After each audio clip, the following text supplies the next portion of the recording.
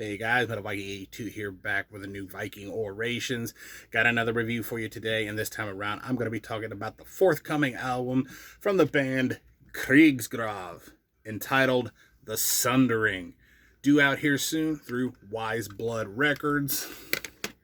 And if you are not familiar with Krigsgrav, they are a black metal band with elements of death metal and doom metal and even a little bit of heavy metal, just mixed in together.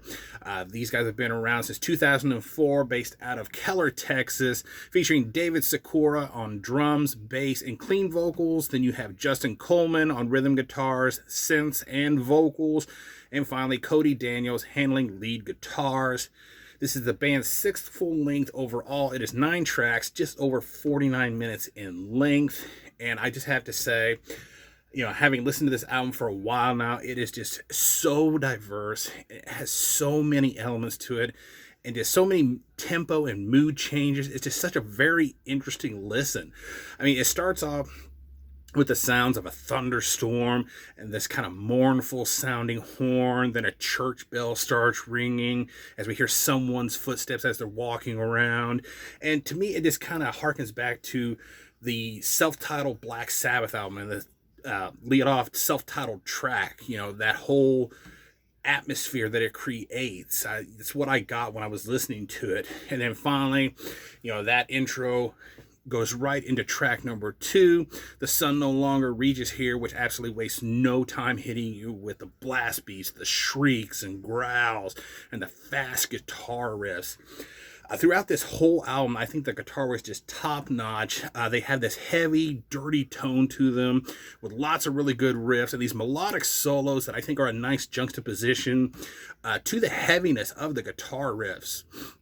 And track number 3, Timberline. I love the opening tremolo riff on that song because it has a bit of an Amon Amarth vibe. In fact, that whole song really gave off an Amon Amarth vibe to me.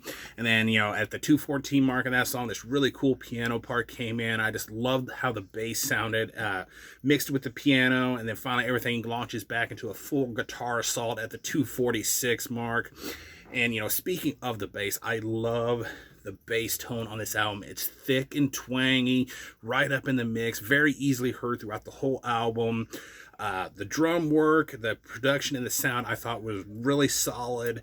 I loved the kick drum sound that they got. It had a really good snap to the snare. Lots of interesting patterns, rolls, and fills. Some really great blast beats. And a lot of really interesting cymbal work on here as well. Vocally, you get this kind of blackened snarl / scream mixed with some really powerful sounding growls. And I just love how they layered the vocals at times at certain points throughout the whole album. And then some of the other things that I picked out, which there was a lot to pick out, let me tell you. Track 4, I love how that song ends. It's entitled Dread the Night. And I love how it seamlessly blends in and transitions into track number 5, entitled Absence. Basically, you get this extended held guitar note that blends seamlessly into Absence, which has this kind of a somber acoustic opening before launching into a full head black metal assault at the 32-second mark, and then finally settling into this really nice melodic death metal groove. Track number 6, Spirit Walker. I just love that heavy doom death style opening and that bass just rumbling away with the powerful death growls and these kind of choir-esque vocals over the top before about the 2:06 mark. It goes to this really slow picked riff and drum beat section. At the 2:22 mark, this riff comes in that really reminded me of Diamond Head's Am I Evil? And that riff appears again at about the 5:58 mark here as well. And that's really cool because I love that song by Diamond Head.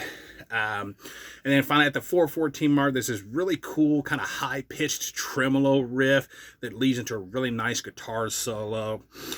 Track number 8, The Winter Hours. I love the opening to this song with the slow riff and the kind of tribal-esque drum beat and that nice twangy bass settling to this kind of nice groove at the 41-second mark with, again, some Amon Amarth vibes in that particular section. Then at the 3:36 mark, everything kind of drops out except for this really slow tremolo riff, this really booming drum beat, and then eventually the bass returns with this real slow, heavy riff that all builds to a crescendo at the 4:48 mark, and then finally going full-on black metal assault right after. Very awesome stuff. And then let's see here, track number 9, Darkest Road. That opening, oh, so heavy.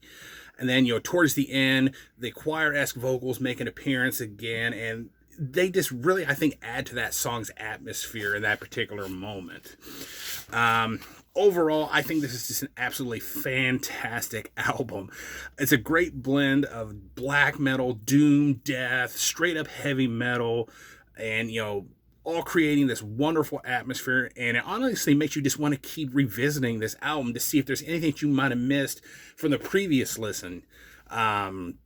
It's heavy, yet melodic, and has these somber touches to it that just really make it so diverse and not just a one-note affair, and definitely worth checking out in my opinion. This gets a solid 9.5 out of 10 for me. So yeah, that is Krigsgrav with The Sundering. This is due out August 6th through Wise Blood Records, limited to 200 copies on CD and 50 copies on cassette. I will leave a link down below so you can check out the single from this album, and definitely go pick this up if you enjoy that. And that is going to do it. Thank you so much for watching and subscribing, and until next time, stay brutal.